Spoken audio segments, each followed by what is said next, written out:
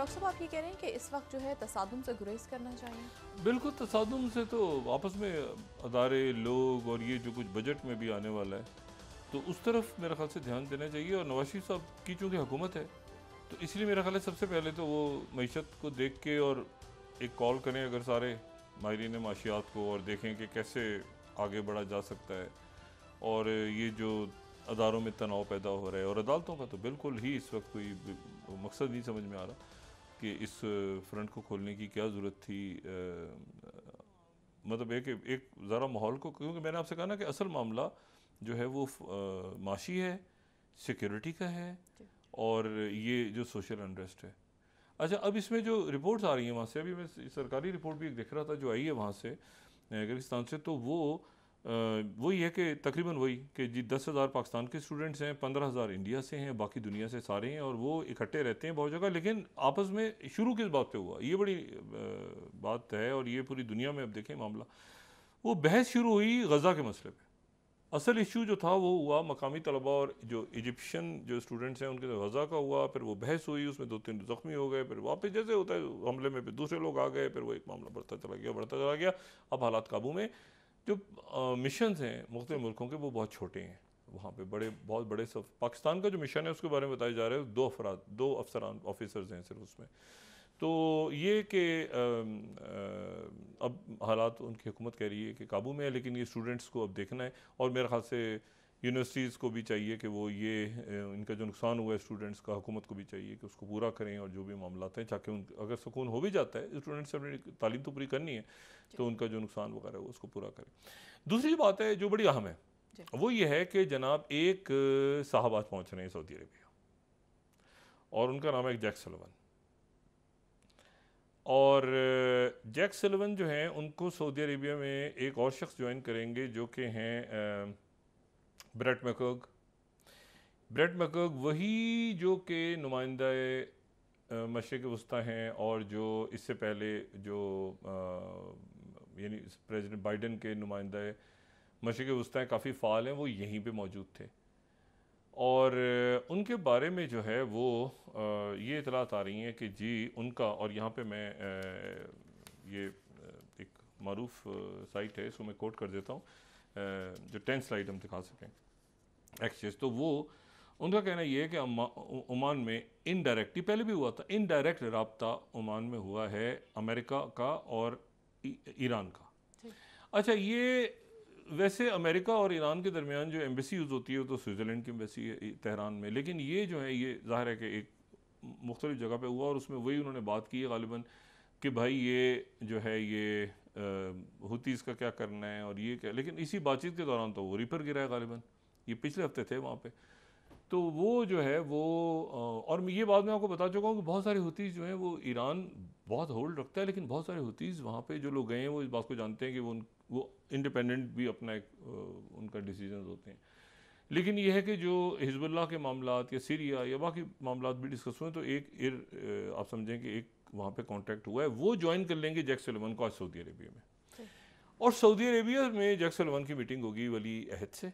और वज़ीर आज़म से यानी मोहम्मद बिन सलमान से, और उसके बाद वो इसराइल चले जाएंगे। अब जनाब फिर वही कि जी क्या सीज़ फायर होगी या नहीं होगा, वो क्या है पटारे में से जो लेके आ रहे हैं, आखिर जैक सलिवन क्या लेकर आ रहे हैं चीज़। एक तो ये कि गैलेंट वहाँ बोल रहे हैं, ये बात पहले हुई थी ना कि जी वो रफ़ा पे हमला नहीं होगा जब तक ये नहीं, तो वो जनाब एक नया प्लान, नया नहीं वो पुराना नए उसमें वही बात जो है वो लेकर आ रहे हैं। और यहाँ पे वो बात ये करने जा रहे हैं कि भाई इमीडिएट सीज़ फायर और इमीडिएट सीज़ फायर के साथ साथ ये जैक सलिवन अब लेकर आ रहे हैं। और मेरा ख्याल है कि अब दुनिया एक ऐसी जगह पे खड़ी है कि वहाँ पर अब मज़ीद किसी भी किस्म की ना खूनरेज़ी बर्दाश्त हो सकती है, ना कोई दूसरे मामला हो सकते हैं। तो सीज़ फायर होगा फौरी तौर पे और वो सारी जो शराइत हैं वो मुकम्मल होंगी जो कि आज़ाद फ़लस्तीनी रियासत के क़याम के लिए ज़रूरी हैं और उसका ऐलान और उस तरफ एक कदम बढ़ेगा। फिर ये होगा कि इसराइल जो है वो फ़लस्तीनी अथॉरिटी को वापस आने की इजाज़त देगा, यानी सदर महमूद अब्बास की जो फ़लस्तीनी अथॉरिटी है उससे कहेगा कि आप गज़ा में जाएं, जिसको गज़ा से इलेक्शंस के बाद निकाल दिया गया था। और उसके बाद इसी दौरान जो है वो होस्टेजेस की जो कि हमास के पास हैं वो रिहाई होगी, और जवाब में जो है वो फ़लस्तीनी कैदियों की रिहाई होगी। और उसके साथ ही फिर एक टेक्नोक्रेटिक गवर्नमेंट तश्कील पा जाएगी इसी दौरान। ये पहला फेज़ ये तय हुआ है। अच्छा, अब ये गवर्नमेंट जो है ये इसमें फ़लस्तीनी अथॉरिटी के मेंबर्स भी होंगे और अनस्पेसिफाइड टेक्नोक्रेटिक कमेटी होगी, वो सबको एक्सेप्टेबल होगी। यकीनन मेरा ख्याल है कि हमास ने इस फार्मूले को एक्सेप्ट कर लिया था पहले। ये नेतन्याहू को कोई प्रॉब्लम है क्योंकि इसमें फ़लस्तीनी रियासत का नाम आ रहा है। और दूसरी जो स्टेज है इसकी, और ये जो है वो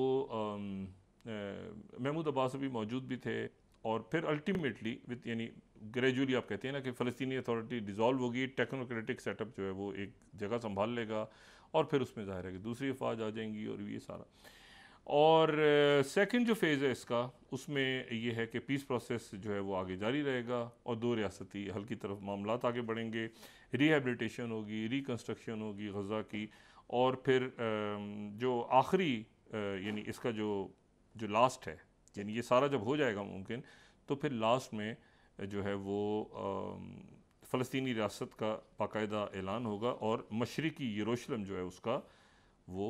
दारुल हुकूमत होगा। अब ये जो है ये, और PLA वापस आ जाएगी। अच्छा, यहाँ पर ये मैं ये दिखा दूँ कि ये यरूशलेम पोस्ट को मैं कोट कर रहा हूँ, ये अल अखबार, ये आप समझ लें कि जूइश साइट से ये उन्होंने, तो फर्स्ट फेज़ में ये हो गया सारा, इसराइल एक्सेप्टेंस ऑफ फ़लस्तीनी, मतलब पहला फेज़ ये हो गया कि फ़लस्तीनी अथॉरिटी का रिटर्न हो गया गज़ा स्ट्रिप में, release of hostages, Hamas captivity, ठीक है, कोई इशू नहीं है, exchange for release of Palestinian prisoners, ठीक है, formation of a technocratic government इन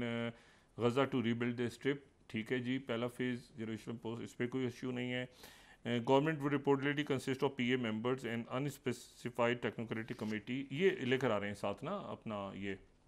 जो जैक सल्वान है। अच्छा, फिर उसके बाद जो है Israel has reportedly in recent days made offers for Palestinian authority to begin exercising a degree of oversight over Gaza. अच्छा, this week sources told the Jerusalem Post कि इसराइल हैज़ अनऑफिशियली आस्क्ड उनसे कि रफ़ा crossing वो करें, लेकिन ये है कि पहले फ़लस्तीनी अथॉरिटी ने इनकार कर दिया था, फिर उन्होंने काम करेंगे, ज़ाहिर है इस एक मरहले पे, लेकिन आगे इंटरेस्टिंग है फेज़ 2। अच्छा, उसमें ये सेकंड फेज़ में पीस प्रोसेस शुरू होगा, इसराइल और सऊदी अरेबिया की नॉर्मलाइजेशन, वो ज़ाहिर है कि दो रियासती है, लेकिन बीच में और है इंपॉर्टेंट बात, Gaza would undergo rehabilitation and reconstruction, final negotiations होंगी रेफ्यूजीज़ जो हैं रेफ्यूजीज़ महाजिर दूसरे मुल्कों में, Jerusalem, Israeli settlements and Israel and a Palestinian state. अच्छा, फोर्थली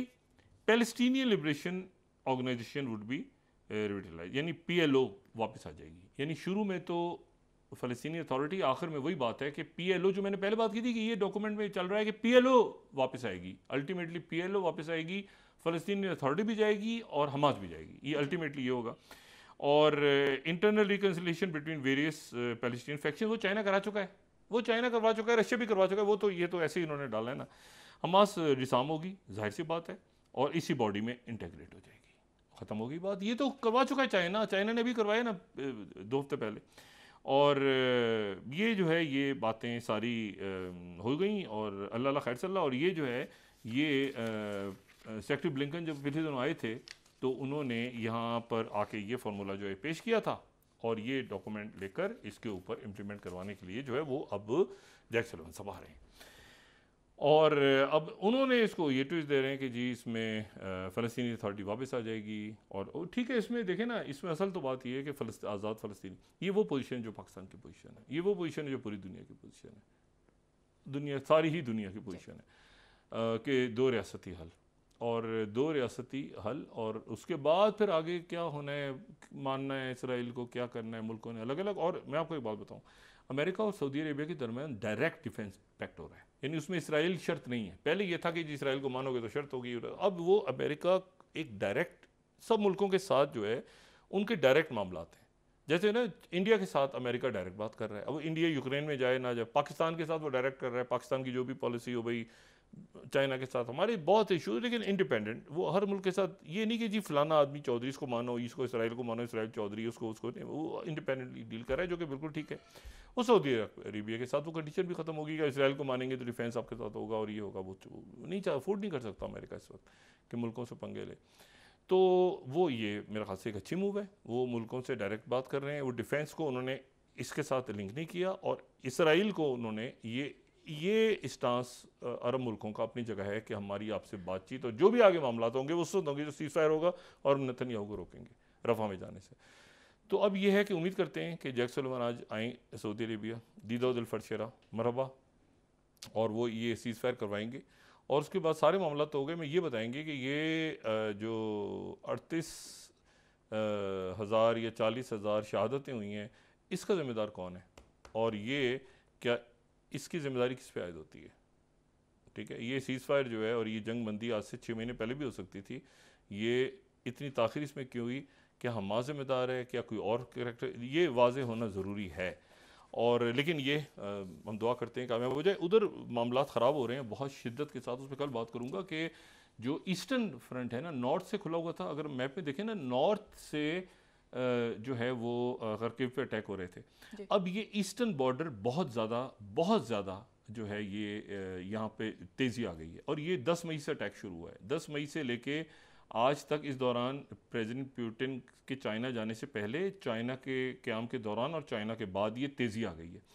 और इसमें अब दो बातें हैं, या तो ये है कि वो खरकीव पे आ जाएंगे, या ये है कि यहाँ पर आएंगे नहीं बल्कि दरमियान में एक 10-12 किलोमीटर का बफर बना के वो खरकीव को छोड़ देंगे, और उसके बाद वो फिर पीस नेगोशिएशन में कि चाइना घुसेगा। लेकिन इस वक्त शदीद वहाँ पे आप समझें कि वहाँ पे जंग हो रही है, और वो चारों तरफ से उन्होंने घेरा हुआ है। इनके अगर आप मैप में देखें तो ईस्ट सेंट्रल, एक सेंट्रल फ्रंट है इनका, अगर मैप में हम दिखा सकें, एक सेंट्रल फ्रंट है जो हमें ऊपर नज़र आ रहा है। नॉर्थ तो हम दिखा चुके हैं ना, लेकिन अगर सिर्फ ईस्टर्न साइड पे चले जाएं, नॉर्थ में तो ऊपर से हमने दिखाया, मैं सिर्फ ईस्टर्न साइड पे चले जाए ना, तो ईस्टर्न साइड पे भी एक साउथ है दोनबास के इलाके से, और एक उसका ईस्ट है और एक साउथ है, यानी ये ईस्टर्न फ्रंट ही है सारा, लेकिन वो भी हिस्सों में डिवाइड है, सदर्न, ईस्टर्न, ईस्टर्न और सेंट्रल, ये सारा ईस्ट का फ्रंट है। 1000 किलोमीटर बड़ा इनका फ्रंट है जो खुला हुआ है रशिया के साथ। तो ये ईस्टर्न फ्रंट है। जो नॉर्थ का फ्रंट है वो अलग है। अब इसमें ईस्ट और सेंट्रल समझ पढ़ के ये ना समझे कि ये जो है, ये जो नॉर्थ है वो ऊपर है। ये मैं आपको सिर्फ ईस्टर्न फ्रंट बता रहा हूं कि ईस्टर्न फ्रंट के इतने हिस्से हैं, ये ईस्ट है सारा, ठीक है। नॉर्दर्न फ्रंट जो है वो खरकेव है, वो ऊपर से अलग हो रहा है, ये इधर से अलग है पूरा का पूरा। तो ये फ्रंट भी खुल गए, और वो ऊपर का फ्रंट भी खुला हुआ है जहां पे जो कि हम ये अच्छा। अब आप ये देखें ना, ये पहले जो मैंने बताया वो सारा नीचे का बताया, अब जो ऊपर है वो अलग है, ठीक है ना। तो अब आपको अंदाजा होगा कि ये कितना बड़ा फ्रंट है कि जी, जिसमें आप ईस्ट को जब लेते हैं तो ईस्ट के भी कई हिस्से हैं, सेंट्रल, सदर्न, ईस्टर्न, ये ईस्टर्न फ्रंट है पूरा, और जो नॉर्दर्न फ्रंट है वो ऊपर है जो खरकेव है। तो वो नॉर्दर्न फ्रंट पे भी लड़ाई हो रही है, और इधर से भी पूरा का पूरा ईस्ट फ्रंट खुल गया दोबारा, जो कि बहुत ही बड़ा है। तो इसको अब जाहिर है कि इस जंग को भी कहीं ना कहीं पहुंचाना है। पहली तो हमारी दुआ है कि ये कल जंगबंदी हो, कल हम अच्छी खबर सुने, और जैक सुलेमान अब आना बनता ही नहीं है अगर वो ये भी नहीं कर सकते तो।